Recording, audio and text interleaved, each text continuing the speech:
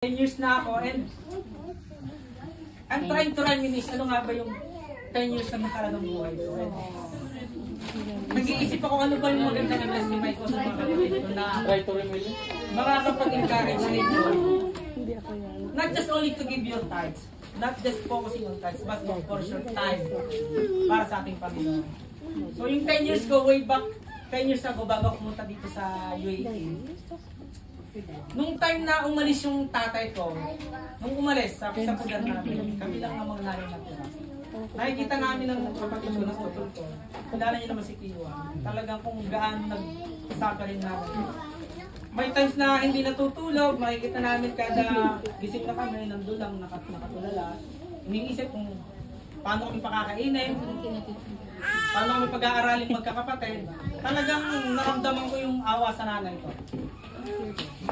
Nagtampo ko sa tatay ko, pero nung nandito na ako, talagang makilala ko sila. Gusto ko siyang makita actually. Gusto ko talaga siyang makita. Pero yung kwento ng talagang buhay namin, years na nawala yung tatay ko. Talagang nag-isip kami magkapatid. Sabi namin, paano kaya namin na matutulungan yung nanay namin. Salamat sa Panginoon, ginamit yung tiya namin na nagpaaral sa amin. Though hindi naman talagang kapag pinag-aral ka ng pamilya mo, ng mga kamag-anak mo, hanggang doon na lang. Pag pinag-aral ka, talagang magbabasa ka na lang. Hindi ko naman masasabi na scholar yun. Pero salamat pa rin sa Panginoon, ginamit sila ng Panginoon para makapag-aral kami. Pero yun nga lang, nag-aaral kami, pero may kapalit. Alam niyo yung, kasi naalala ko ngayong itong May na to, kung maalala niyo mga Katoliko, ngayong araw yung mga damahan sa Santa Cruzan, yung nag-aalay, nag-aabimak, kung naalala niyo, kung alam niyo. Ayun, nung time na yon, yung chapel namin maliit, laging may okasyon gano'n yung mga dumadama. Pag may time na gano'n, pagkakatapos noon, nang uusapan namin ng piya namin, pagkakatapos nilang umalay, syempre may mga patak ng kandila yun. Yung mga hapon ng kandila yan eh. Yung tulo ng kandila sa tiles, tatanggalin namin yung utol yun. So, ang ginagamit lang namin yung kitche. Alam niyo yung kitche?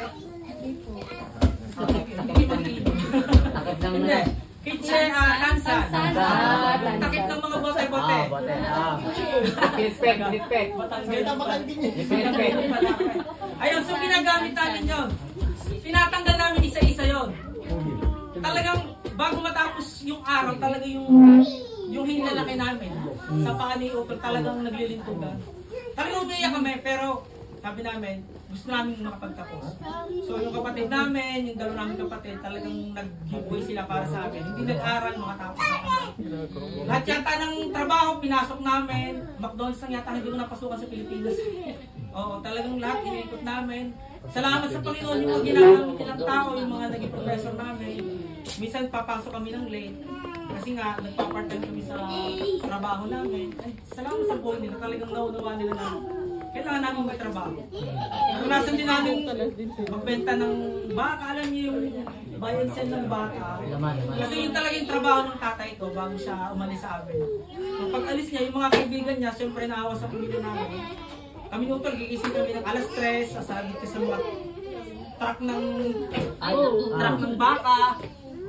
Naranasan kong mapakan ako ng kalabaw kasi ginagawa namin, nagbebenta kami. Yung mga may alagang kalabaw. Kukunin namin yon, kami yung magiging seller. Tapos may kapalit na pera. Tapos yung tiyo ko, pagkakatapos sa school namin, pag walang ginagawa sa church, doon sa simbahan namin, pag walang lilinisin, nagkuha kami ng baka, anong baboy, namimili siya ng baboy, kasi nilagay nila ng baboy sa palengke. So bago nila, I think then, bibili muna kami ng baboy na 60-70 kilo. Tapos, kikiluhin namin sa slaughterhouse. So ganun ginagawa namin. Eh nung high school, pag graduating na kami, medyo may itsura naman kami ni Tiwan. Talagang medyo may itsura. Oh, medyo kilala kami sa school. Medyo kilala kami sa school. Di mo sa pagyayabang, praise the Lord. Pogi, sabi mo pogi. Medyo pogi lang. Ngayon, ang gagawin namin, kada hapon, yung tiyo ko bibili ng baboy yun. Kikiluhin yun. Kami ni Utol yung magkasama. Bubuhatin namin yung baboy. lalagyan namin sa pilotos diretso slaughter. Eh yung amoy ng baboy talagang kwan yun. Pag kumapit sa katawan mo, powerful. 3 to 4 days, nandun pa yung kapit. Yung isang may time na bibili kami ng baboy, ang mapupuntahan namin mismo, mga bahay ng mga nagagandahang dalaga, mga high school, syempre high school. Talagang, oh my God! O papasok ka sa school, hindi na kami niya, pero syempre, as a teenager, syempre, wala pa sila sa buhay. Pero salamat sa Panginoon sa mga experiences na yun. Though Catholic kami, hindi ko kinokondem yung pagiging Catholic ko. Kasi sa totoo lang din talaga, yung buhay namin ng teenager, hindi kami napariwara. Kasi yung tiya ko, talagang solid Catholic yun. Talagang natutulungan din yung pamumuhay namin nito na kung gagaya yung tatay mo, maraming bisyo, kailangan magsumikap para sa pamilya. Talagang nagsumikap kami, nagtapos kami, salamat sa Panginoon, kahit pa paano nakagraduate kami ng college. And nung nagtatrabaho na kami, talagang we always try na kailan kaya gaganda yung buhay namin. Nakakaawa yung nanay ko, talagang naglalaba dito. Na isa sa mga favorite kong Bible verse yung for the plans Jeremiah. For the plans I have for you declares the Lord. Plans to prosper you and not to harm you. Plans to give you hope and future. So lagi talaga kami yung may hope ni Utol na kailan kaya gaganda yung buhay namin. So as year pass by, nag-work kami, si Utol talagang malakas ang loob niyan. Nag-applyan sa agency, makapunta dito sa Lablo. Tatlong taon lang yan, talagang nag-apply yan. Makating. Praise God, marating siya dito. After a year, praise the Lord, nagkaroon ako ng trabaho. Ang unang sahod ko, naalala ko, 600 dirhams eh. 600 dirhams. Doon sa may Meshan, Department of Customs, Finance Administration, Office Boy ko ako. Nagpapasalamat ako sa Panginoon. Kahit yun na sahod ko, kasi dito ko nakilala si Lord. Amen. Dito ko kayo nakilala. Madami nangyari pero until now, salamat sa Panginoon, kasama ko pa rin po kayo. Dito nakilala, pati magiging asawa ko, nag-anak ako. Salamat sa Panginoon. Hindi, kinasal na kami. Nabalik siya eh. May anak pa kami. Reminisce nga. Salamat talaga sa Panginoon. Kasi, nung nag-work ako, talagang plans to give you hope in the future. Sabi ko, nung time na girlfriend ko sila, sabi ko na, kaya pati pampadate namin, inuutang ko pala yun. Sabi ko, Lord, gusto ko ng medyo mas maganda-ganda namang sahod. Praise the Lord, nagkaroon din ako ng trabaho. Naging times 2 yung sahod ko. Salamat sa Panginoon. Tapos nung kinasal na kami, nagkaroon na kami, I pray again to the Lord. Sabi ko, Lord, medyo hindi na po kasya. Kasi may anak na kami. Alam mo ko yung gastusin din kahit pa paano, medyo malaki. Kailangan ko makabot din sa nanay mo kahit pa paano, hindi naman normal na every month. Pero kahit pa paano, maalala ko mag-load ka naman. Salamat sa Panginoon, nag-apply ako sa McDonald's.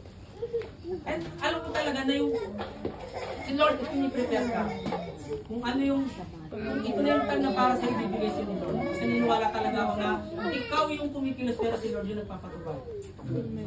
Like ang apply pero kung hindi talaga para sa iyo, hindi talaga ito. Pagkakalob sa ni Lord, hindi magiging sa iyo. Salamat kay Lord. Ang ni-applyan ko isang crew pero na-hard ako sa manager. So salamat sa Panginoon for the 1 year and 2 months almost na nakapag-work ako sa McDonald's. Talagang I praise and thanks God. Kasi talagang kung ako, hindi ko talaga gusto yung course ko bilang HR. Napilitan lang kami tungkol kasi yung tiya ko, yung anak niya, nag-aaral din sa same school. Kailangan daw namin bantayan. Kailangan namin kunin yung course na yun. Kailangan namin sa mga kasi medyo pasaway yung pinsa namin yon para makapagkalising kami. May in-enroll lang kami noon, pero nabigla kami, doon kami din sa kabilang institute. Doon na daw kami sa natin yung kanyang anak. So, tinumahan namin. Pero praise God pa rin, na ito palang course na ito, nagamit ko dito. So, nakapag-resign na ako, salamat sa Panginoon. Nagpapasalamat ako sa Panginoon kasi alam kong yung step back. Alam yung plano ni Lord sa atin. Sabi ko, Lord, may anak na ako. Makasama ko yung anak at pag-ina ko nung matagal. Hindi naman lingid sa kalaman natin na hindi lahat dito nagiging hindi talaga nagiging permanent resident, hindi talaga yung pag-aaral ng mga bata. Alam ko medyo magastos din, yung mga nakuliran ako nakakosip, talagang magastos. Sabi ko, Lord, gusto kong makapagtrabaho ng kasama ko yung pamilya ko, enjoy din namin yung kanya. Salamat sa Panginoon, may ginamit pa rin siyang mga tao. Ngayon, naghihintay na lang po ako ng flight ticket papunta ng Canada. Alam ko po na ito ikalaw pa rin yun. Pinag-pray ko ito, gusto ko ito. Kung ito talagang gusto niya ibibigay sa ito nito. So salamat sa Panginoon for the 10 years na magkakasama tayo. Hanggang I treasure every moment na magkakasama tayo. At talagang alam ko po na bawat sa piniprepare ni Lord for the best. Wag po tayong so, mag-treasure tayo sa Panginoon.